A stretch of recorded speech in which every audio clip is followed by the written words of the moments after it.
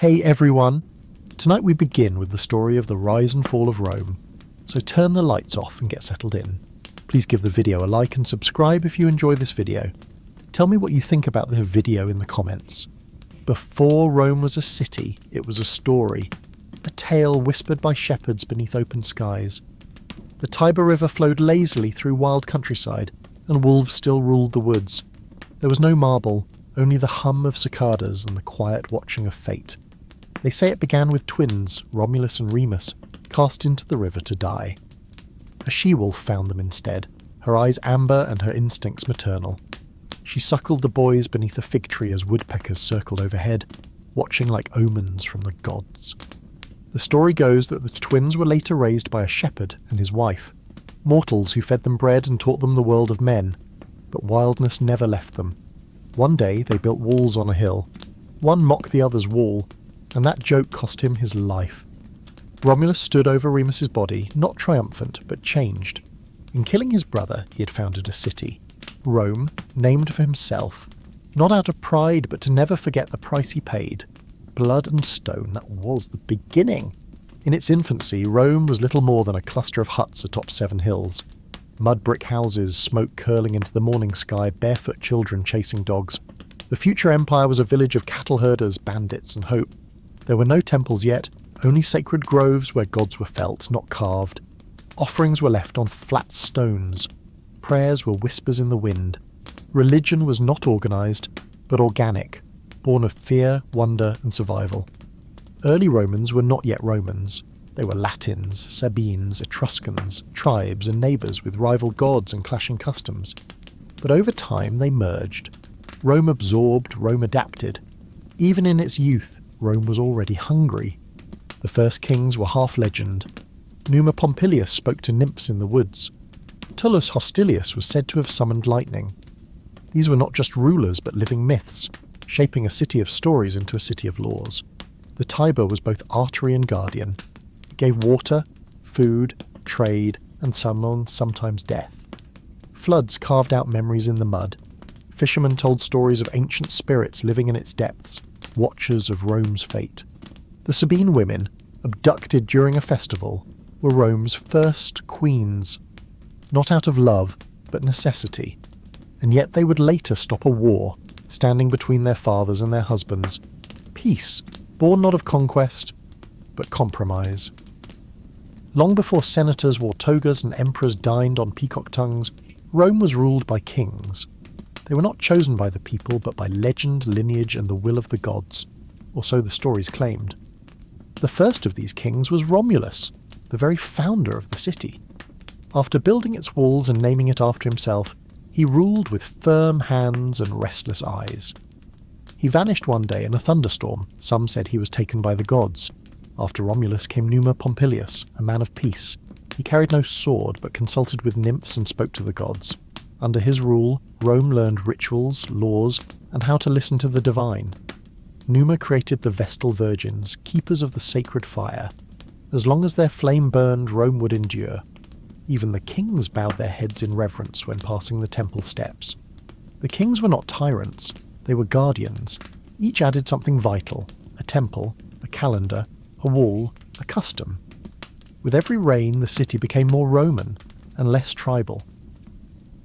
Tullus Hostilius came next, a warrior king. Where Numa had brought peace, Tullus brought iron. He waged war on Alba Longa and won through strategy and spectacle. 3 Roman brothers against 3 Alban brothers, fighting to the death. When one Roman remained, bloodied but alive, Rome claimed victory. But the king grew proud, and the gods grew angry. During a storm, lightning struck the palace. Tullus was gone, burned, they said, by Jupiter himself. Next came Ancus Marcius, a builder and a thinker. He constructed the first bridge across the Tiber, built Rome's first prison, and began settling the Aventine Hill. Rome was no longer a village, it was becoming a city. The kings ruled not alone, but with omens and augurs, birds, lightning, and sheep's livers. These were the voices of fate. Decisions were not made until the skies had spoken. The next king was different. Lucius Tarquinius Priscus was not even Roman, he was Etruscan, but he brought with him wealth, wisdom, and Etruscan grandeur. Under him, Rome began to glow with ambition. He introduced symbols of royal power: the purple toga, the ivory throne, and the fasces, an axe bound in rods. These would echo through centuries of Roman rule, long after the kings were gone. Tarquin built the Circus Maximus, Rome's first great stadium. Horses thundered in the dust as the crowd screamed and bet with fists full of bronze. The circus was not just a race, it was Roman identity at full gallop. He was assassinated, struck down by ambitious rivals. But before he died, he whispered that Servius Tullius would be king. Servius was born a slave, raised in the palace. A fire once appeared on his head as a child and didn't burn him. As king, Servius brought revolution. He divided the people by wealth, not birth, and gave votes to soldiers and landowners. Rome was becoming a meritocracy, slowly, unevenly, but deliberately. He built Rome's first true walls, the Servian Wall. Great stone blocks quarried by slaves were stacked by hand. It circled the city like a promise: we are here to stay. But the last king of Rome was a tyrant, Tarquinius Superbus, the proud. He seized power in a coup and ruled through fear. Senators were murdered. Freedoms dissolved like smoke in a brazier. His son Sextus committed a crime so vile it shook the city. He assaulted a noblewoman named Lucretia. Her suicide became a spark. Her death became a war cry. Rome would no longer tolerate kings. Led by Lucius Junius Brutus, the Romans rose. Tarquin was exiled, his statues torn down. A vow was made: never again a king. The monarchy died, not quietly, but roaring. In place of kings came consuls, two men sharing power, elected, not crowned, accountable, not divine. Thus the Roman Republic was born, screaming into life with smoke still in its lungs. But the memory of kings never faded. Rome would fear monarchy for centuries, even as it marched slowly, steadily back toward emperors. The gods were not done with Rome. They had only just begun. When Rome cast off its kings, it did not fall into chaos. Instead, it built something new, something rare in the ancient world: a republic. Two consuls took the place of one king, each checking the other, elected by the people, answerable to the law. But the people didn't mean everyone. The early republic belonged to the patricians, wealthy, noble families who claimed descent from Rome's founders. They filled the Senate, passed laws, and ran the courts. The rest, the plebeians, were farmers, shopkeepers, soldiers, and labourers. They had no voice, but they had numbers. Over time, they would fight for power, not with swords, but with silence, strikes, and stubbornness. Early Rome was fragile. External enemies circled. Internally, resentment brewed.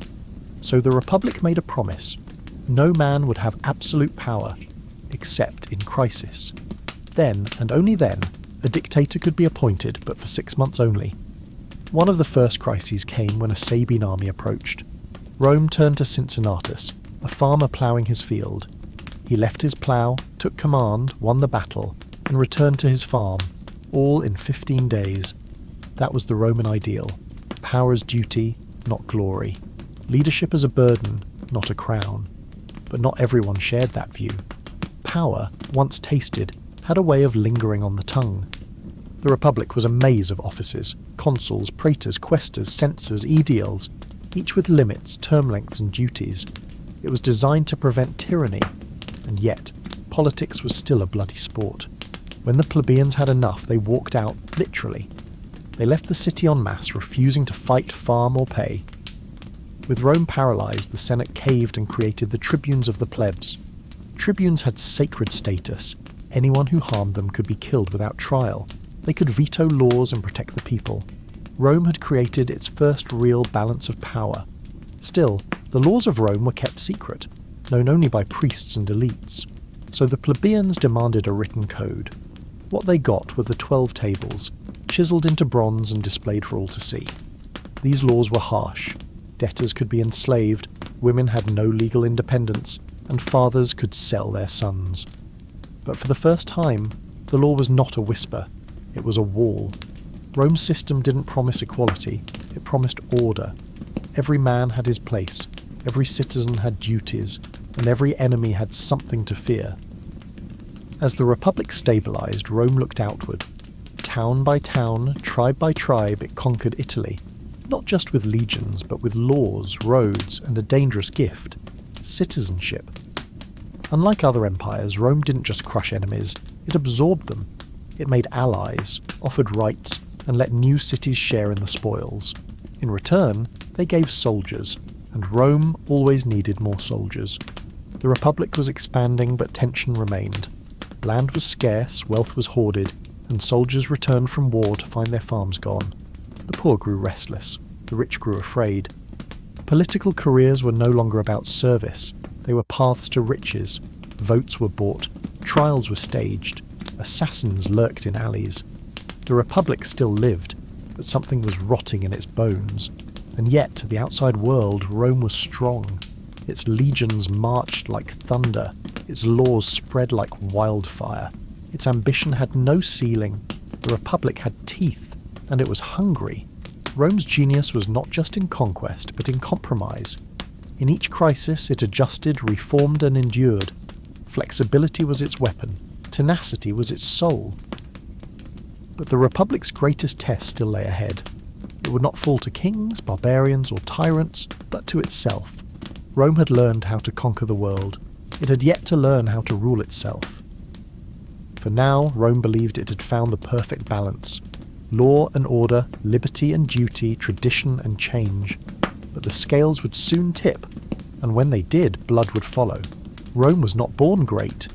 It became great by conquering its neighbours, inch by inch, field by field.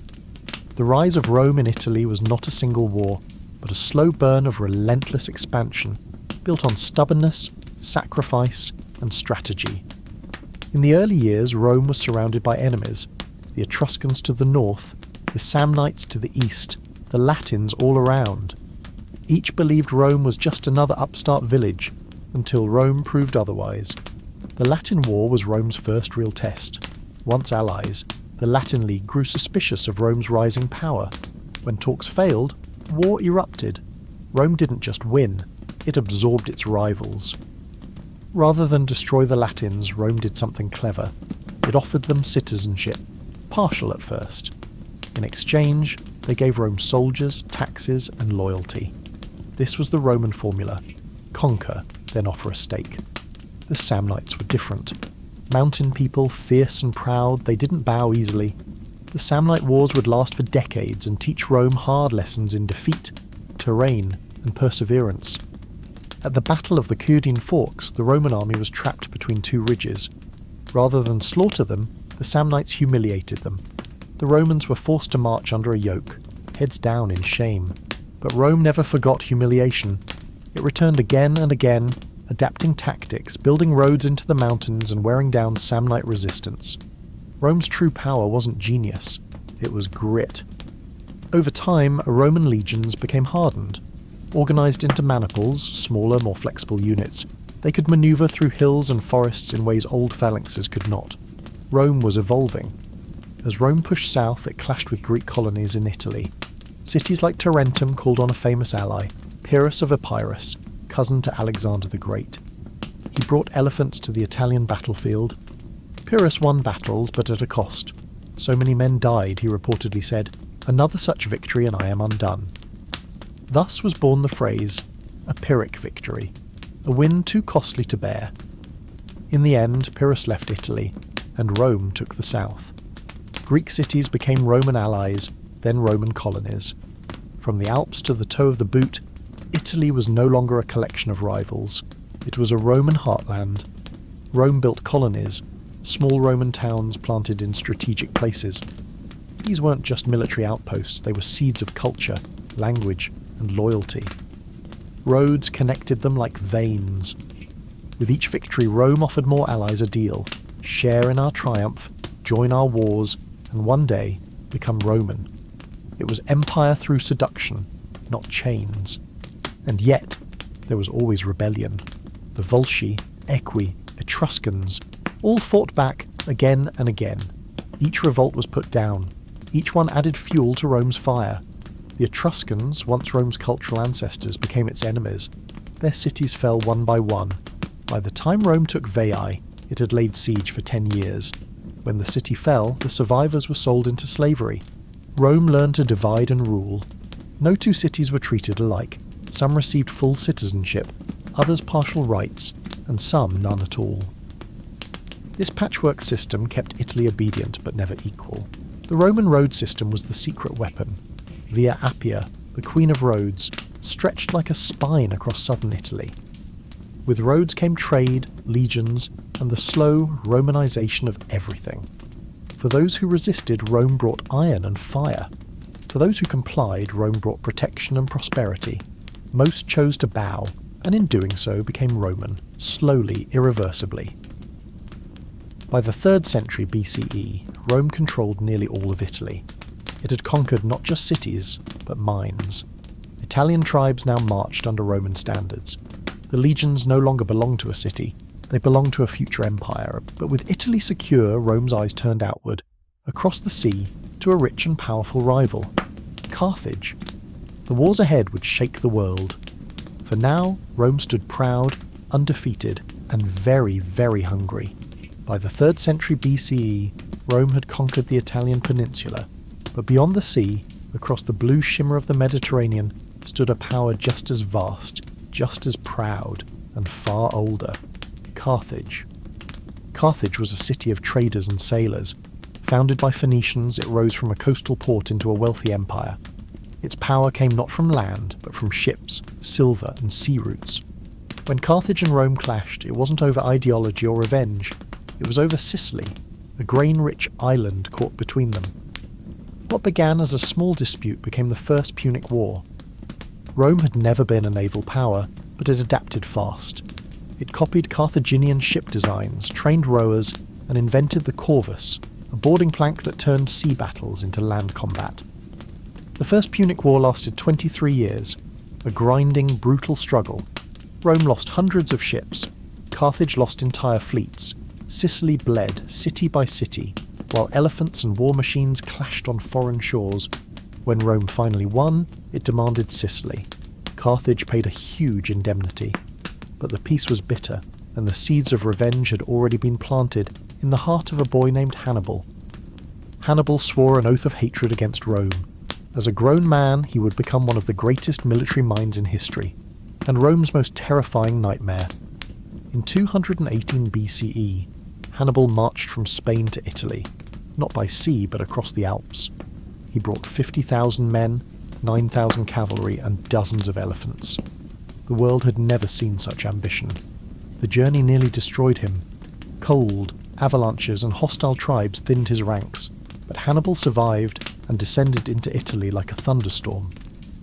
Hannibal crushed Rome at Trebia, surprised it at Lake Trasimene, and finally delivered a masterstroke at Cannae, where 50,000 Romans died in a single day. It was the worst defeat in Roman history. Rome was terrified, cities defected, allies trembled, but Rome did not surrender. Instead, it bled slowly, trading territory for time, lives for learning.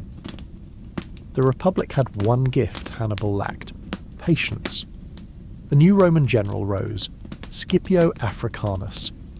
Young, daring, and inspired, he studied Hannibal's tactics and decided not to fight him in Italy, but in Carthage's own backyard. Scipio invaded North Africa. Hannibal was forced to return home. The two titans met at Zama.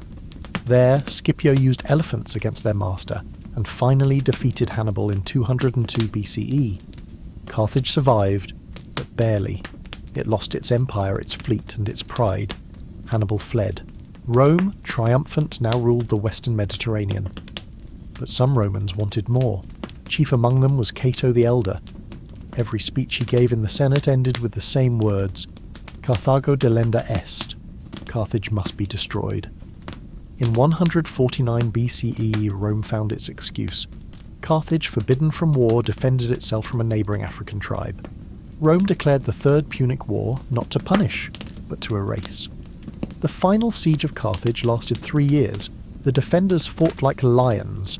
In the end, the Romans broke through the walls street by street, house by house. When it was done, Carthage was annihilated. Survivors were enslaved.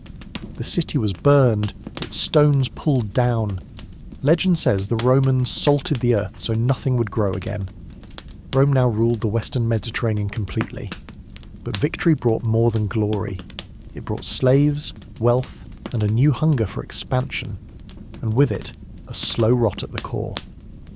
The Punic Wars forged Rome into a superpower, but the lessons they taught were dangerous. Mercy was weakness, fear was power, and when in doubt, destroy your rival. It would not be the last time Rome chose ruin over restraint. After the Punic Wars, Rome was rich, richer than it had ever been. Ships returned from conquered lands heavy with gold, grain, spices, and most of all slaves. The streets of Rome swelled with new faces and new tensions. Wealth poured into the hands of a few. Senators built marble villas on the Palatine Hill, dining on imported delicacies.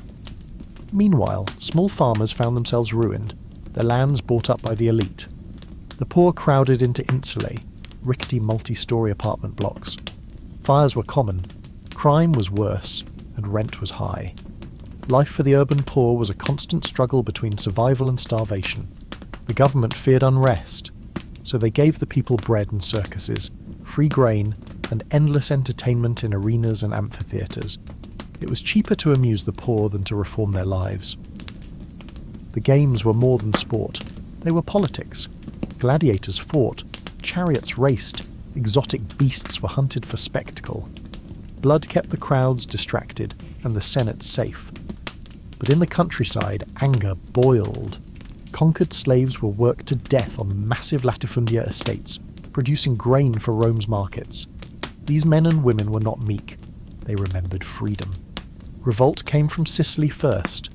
The First Servile War erupted in 135 BCE, when a slave named Eunice claimed to be a prophet of the gods. Tens of thousands rallied to his banner. The revolt lasted years before Rome crushed it. But Sicily would burn again, and each uprising was larger, more desperate.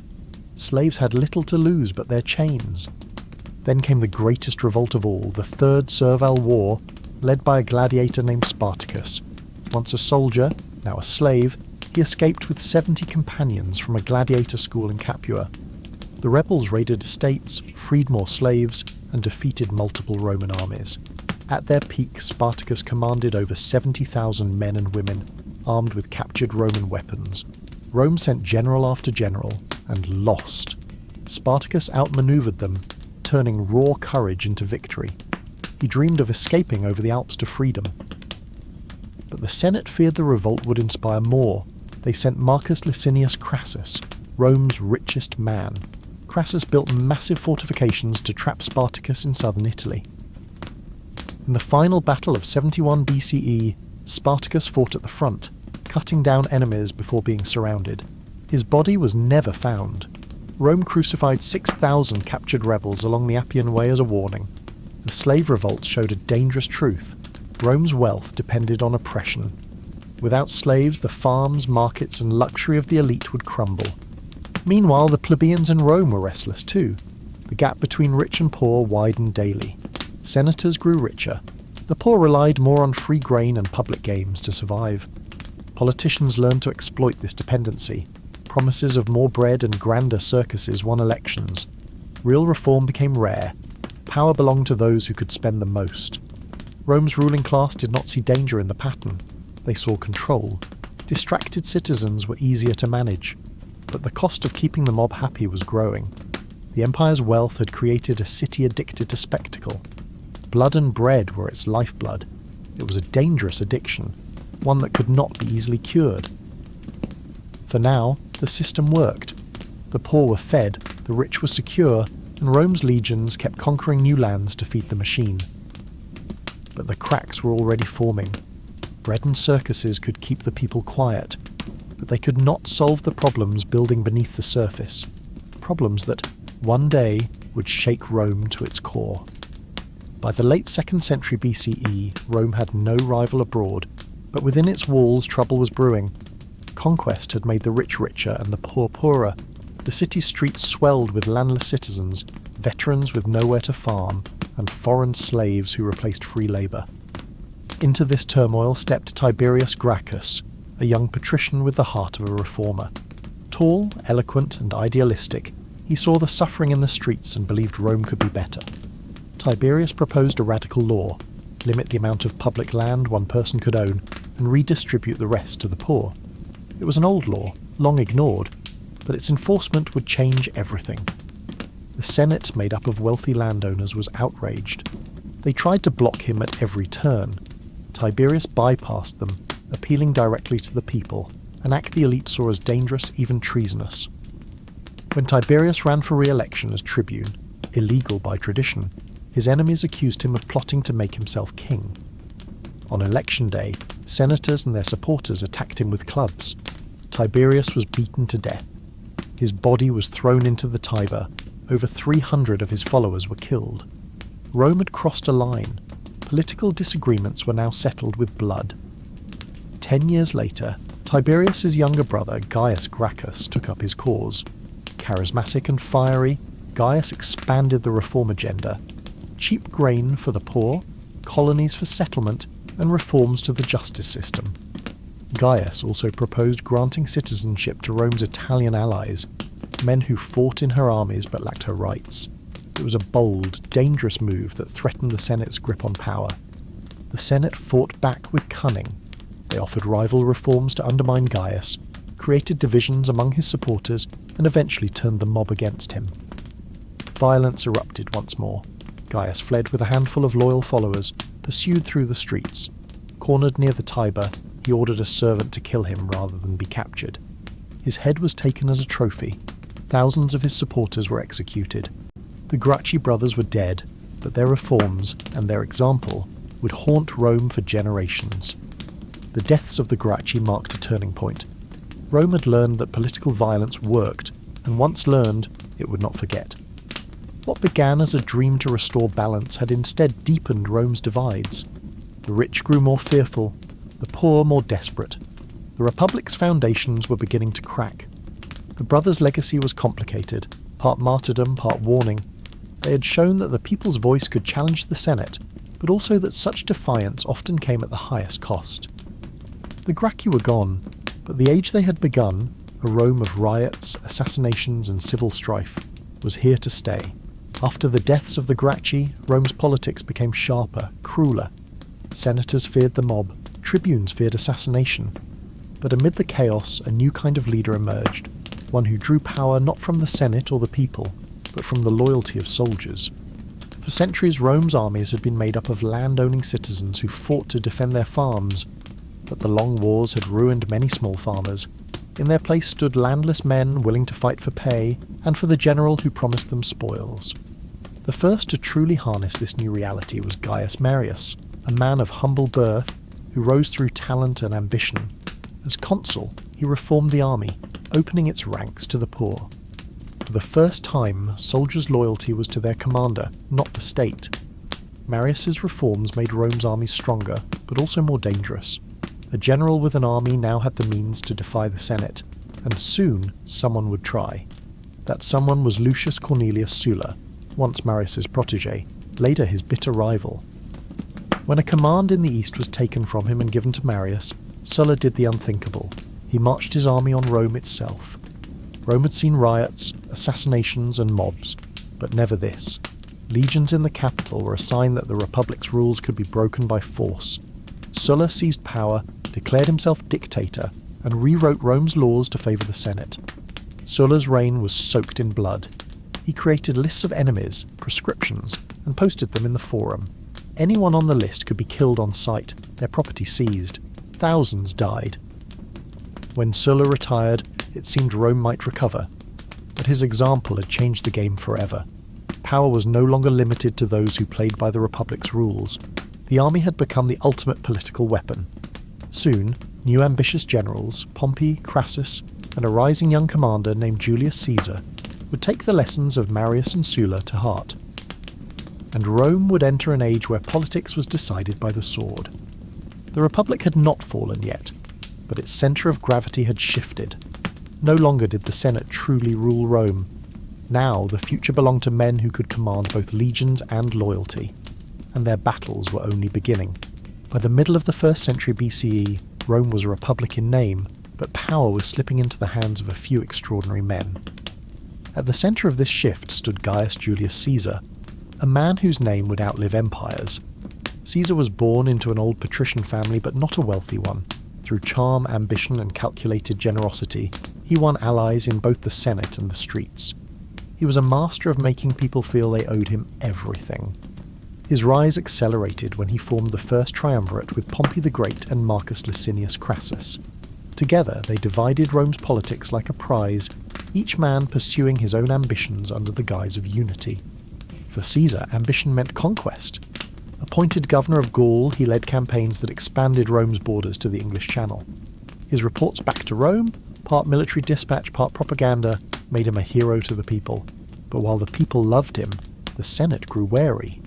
Caesar's victories gave him unmatched wealth, an army fiercely loyal to him, and the kind of popularity no rival could buy. When his term ended, they ordered him to disband his legions and return to Rome. Instead, in 49 BCE, Caesar crossed the Rubicon River with a single legion, a direct act of war against the Senate. The die is cast, he's said to have declared. Rome would never be the same. Civil war erupted. Pompey fled to Greece with the Senate's loyalists. Caesar pursued, defeating him decisively at the Battle of Pharsalus. Pompey fled to Egypt, only to be murdered by the pharaoh, hoping to win Caesar's favour. In Egypt, Caesar became entangled in the country's royal politics, supporting Cleopatra VII in her struggle for the throne. The alliance was political and personal. Cleopatra bore him a son. Returning to Rome, Caesar was declared dictator for life. He launched reforms, debt relief, calendar reform, expansion of citizenship. But to many senators, he looked less like a reformer and more like a king. On the Ides of March, 44 BCE, Caesar was surrounded by senators. They struck him 23 times. Among them was Brutus, his friend, or so he thought. Caesar fell at the base of Pompey's statue.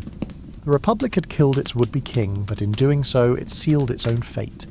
When Julius Caesar fell beneath the senators' daggers, Rome expected the Republic to breathe again. Instead, it began to choke.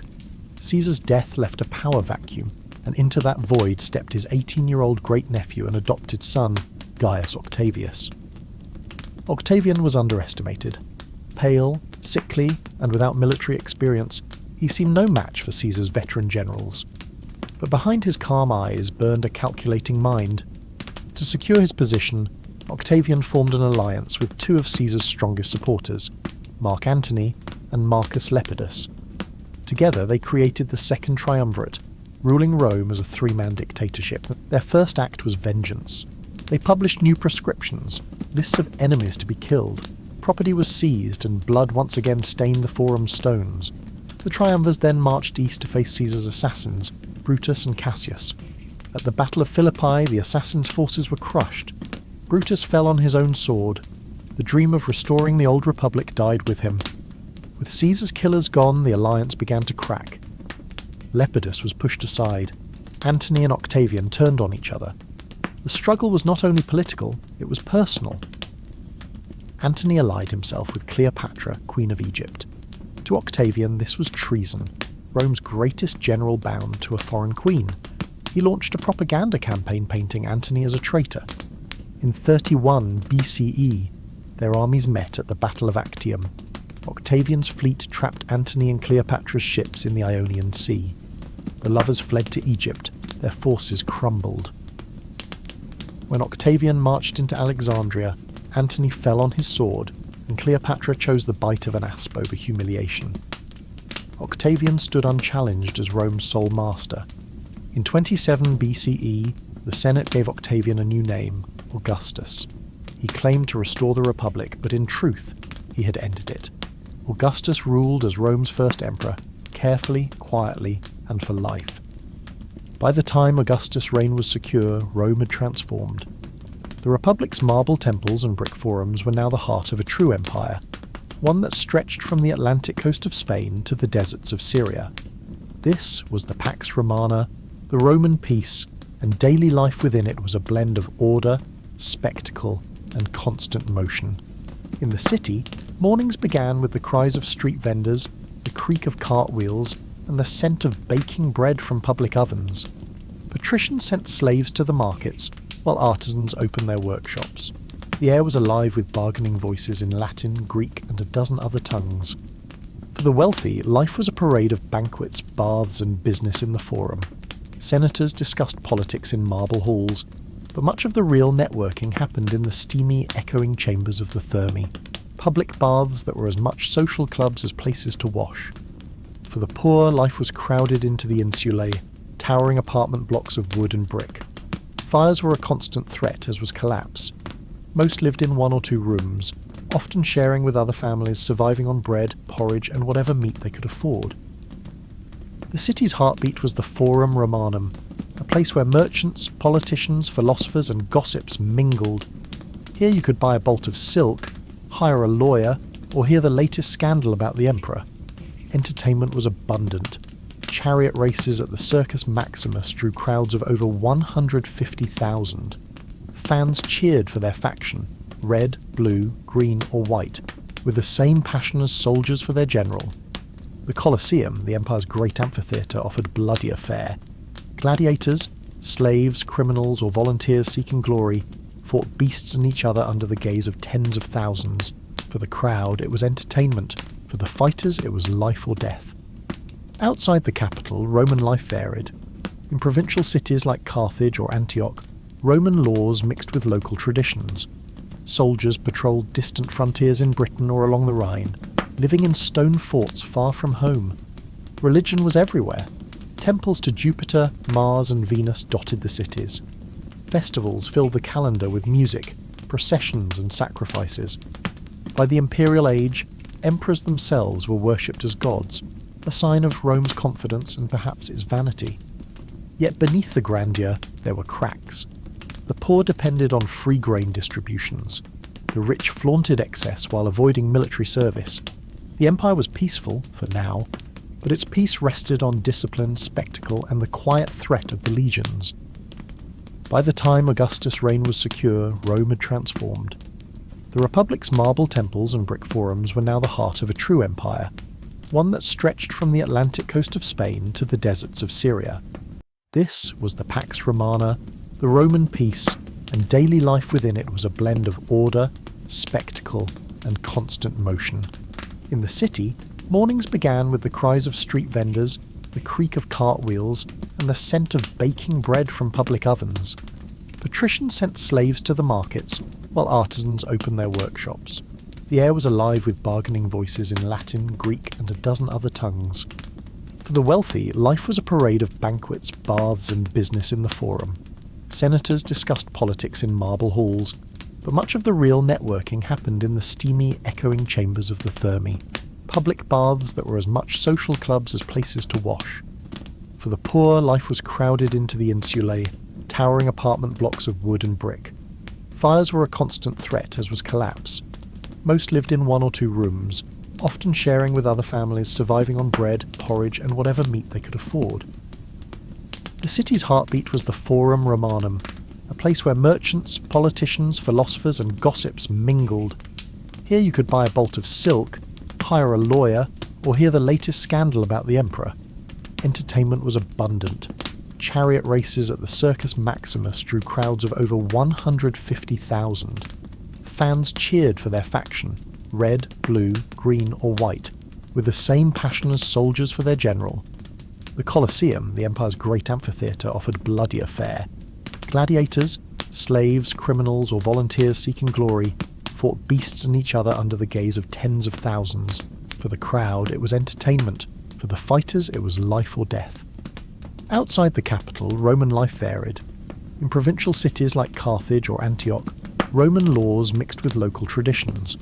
Soldiers patrolled distant frontiers in Britain or along the Rhine, living in stone forts far from home. Religion was everywhere. Temples to Jupiter, Mars, and Venus dotted the cities. Festivals filled the calendar with music, processions, and sacrifices. By the imperial age, emperors themselves were worshipped as gods, a sign of Rome's confidence and perhaps its vanity. Yet beneath the grandeur, there were cracks. The poor depended on free grain distributions. The rich flaunted excess while avoiding military service. The empire was peaceful, for now, but its peace rested on discipline, spectacle, and the quiet threat of the legions. the imperial age reached its golden height under the five good emperors: Nerva, Trajan, Hadrian, Antoninus Pius, and Marcus Aurelius. Wise, moderate, and devoted to the empire, they ruled not for themselves, but for Rome. It was an era of expansion, stability, and prosperity. Under Trajan, Rome reached its greatest size. From the sands of Arabia to the forests of Britain, the empire stretched in an unbroken belt of roads, forts, and cities. He poured wealth into public works, bridges, baths, markets that stood for centuries. Hadrian chose to consolidate rather than expand. He built walls to mark Rome's limits, most famously in Britain, where Hadrian's Wall still stands, a silent witness to the empire's northern frontier. Marcus Aurelius, the philosopher-emperor, ruled during a time of both wisdom and hardship. Plague swept through the empire, killing millions. At the frontiers, Germanic tribes pressed against Rome's defences, yet Marcus faced it all with stoic calm. But greatness is fragile. Marcus broke the tradition of adopting the best man as heir. Instead, he left the throne to his son Commodus, a decision that would mark the beginning of a darker chapter. Commodus fancied himself a gladiator. He fought in the Colosseum, slaughtering animals and occasionally men, while the Senate cringed. The emperor's vanity and paranoia grew until the empire's stability began to fracture. He surrounded himself with sycophants and executed those who displeased him. Grain rotted in the docks while funds went to endless games. Rome's dignity eroded into spectacle. Eventually, Commodus was strangled in his bath by a wrestler, part of a conspiracy that included his mistress. His death ended the Antonine dynasty and plunged Rome into political chaos. The year 193 CE became known as the Year of the Five Emperors. Generals and politicians murdered and bribed their way to the throne. The empire was still vast and strong, but the cracks were no longer hidden. They were spreading. From this point forward, Rome's rulers would swing between competence and catastrophe. The empire could still shine, but its golden age was over. The shadow of decline had fallen across the imperial throne. The 3rd century CE began with Rome still the master of the known world, but beneath the marble and order there lay strain. Economic troubles, restless gale provinces, and an ever-hungry military. In 235 CE, the assassination of Emperor Severus Alexander lit the fuse. What followed was chaos. 50 years of political whiplash, with more than 20 emperors rising and falling. Most died violently, some ruled only months. Rome was not a state, it was a prize to be seized. The empire was being pulled apart. Germanic tribes raided across the Rhine and Danube. In the east, the Sassanid Persians crushed Roman legions and even captured an emperor, Valerian, humiliating him before their king. At the same time, plague ravaged the cities. Crops failed and the coinage was debased with cheaper metals, sparking inflation. Soldiers demanded higher pay to defend a crumbling economy. Rome even split apart. In the west, the Gallic Empire broke away, ruling Gaul, Britain, and Spain. In the east, Palmyra under Queen Zenobia became a rival power, controlling Egypt and the trade routes. Zenobia was more than a ruler, she was a conqueror. Riding at the head of her army, she seized Alexandria and dared to challenge Rome itself. Her elegance and ambition made her a legend. It would take Aurelian, a soldier emperor of rare skill, to pull Rome back from the brink. In less than a decade, he defeated both the Gallic Empire under Palmyra, earning the title Restitutor Orbis, Restorer of the World. Aurelian's victories reunited the empire, but unity came at a cost. The legions were exhausted, the treasury empty, and loyalty still depended on constant rewards. Stability was fleeting. Even after the crisis eased, the memory of near collapse lingered. Rome had learned a dangerous truth. It could survive division, plague, and defeat, but only barely. The crisis of the 3rd century had shaken the empire to its core. The gods had not abandoned Rome, but the cracks in its armour were now visible to all, including its enemies. By the early 4th century CE, Rome was still vast, but its unity was fragile. Civil wars between rival emperors drained the empire's strength. Out of this turbulence emerged Constantine, a man whose reign would transform Rome's identity forever. Constantine's rise began in a world divided. The empire was split into multiple rulers under the Tetrarchy, a system meant to prevent chaos but which often fueled it. In 312 CE, he marched against his rival Maxentius, culminating in the Battle of the Milvian Bridge. On the eve of battle, Constantine claimed to have seen a vision, a cross of light in the sky and the words, "In this sign, conquer." Whether divine or propaganda, it became the turning point of his life and Rome's. He ordered his soldiers to paint the Christian symbol, the Chi Rho, on their shields. The next day he crushed Maxentius, whose forces drowned in the Tiber as the bridge collapsed. In victory, Constantine legalized Christianity with the Edict of Milan in 313 CE, ending centuries of persecution. Temples still stood, but churches now rose beside them. Rome had embraced a new faith. Constantine was not only a religious reformer, he was a builder. He founded a new capital on the site of Byzantium, naming it Constantinople. Strategically placed between Europe and Asia, it would outlast Rome itself. In Constantinople, Constantine envisioned a Christian imperial city, adorned with churches, forums, and palaces. It was a statement. The empire's heart had shifted east, yet Constantine was also a shrewd politician. While championing Christianity, he kept ties with Rome's traditional pagan elite, ensuring that no faction held all the power. His rule was a balancing act between old gods and the new faith. By the time of his death in 327 CE, Constantine had reshaped the empire's soul. Christianity was no longer a fringe belief, it was the emperor's faith, and the city of Rome, though still grand, was no longer the only capital.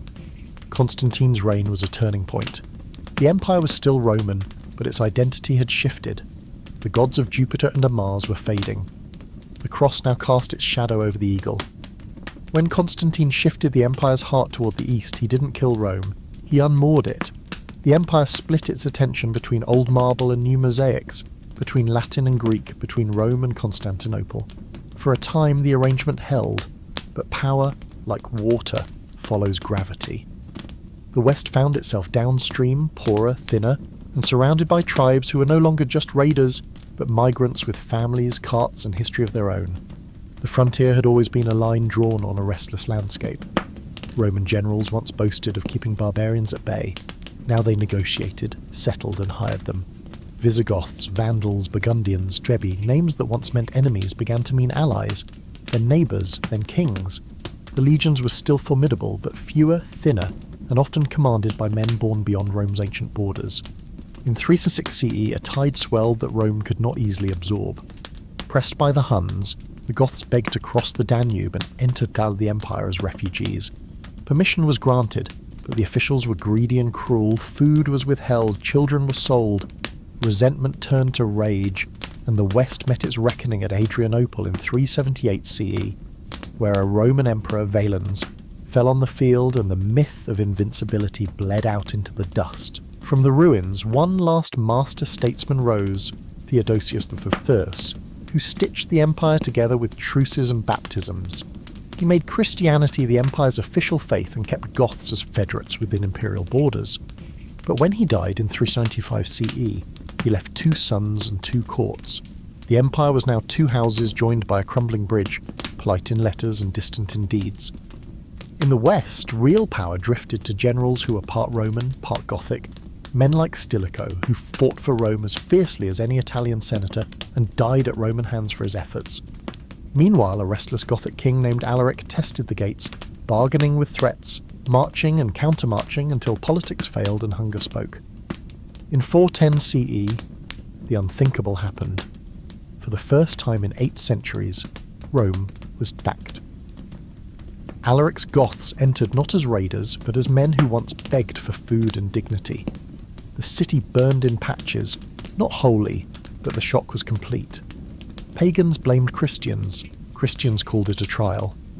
Augustine wrote a book to explain the difference between the city of man and the city of God. Rome staggered, but did not fall. The West still had cities, Ravenna, Milan, Carthage, and a bureaucracy that could draft laws and collect tax on parchment that felt heavier than coin. But the provinces were peeling away like old paint. In 429 the Vandals crossed into Africa. By 439 they had Carthage, Rome's breadbasket, under their banner. Grain ships no longer flowed to feed the urban poor. The empire compensated with debased coin and desperate promises. Then came the Huns, a storm on horseback. Their king, Attila, negotiated in gold and spoke in fire. He raided Gaul, turned south toward Italy, and only turned away after famine, disease and diplomacy, Rome's last true weapons, blunted his charge. When Attila died, his empire unravelled quickly, but the West had spent its strength surviving him. In these years, emperors in the West came and went like actors changing masks. Some were children, some were puppets. Real decisions were made by warlords with Latin titles and Gothic retinues. And in 455, Geiseric's Vandals sailed to Rome and sacked it again, methodically, almost politely, but thoroughly, stripping bronze from temples and jewels from crowns, carrying away the memory of Rome's certainty. At last, in 476 CE, a Germanic commander named Odoacer deposed the boy emperor Romulus Augustulus. No grand battle marked the moment, no pyre of the Cirtal. A letter went east to Zeno in Constantinople, returning the imperial insignia and asking recognition for a new order in Italy. The Western Roman Empire did not explode, it exhaled, long, tired and final, leaving its laws, roads and language like warm embers in the ashes.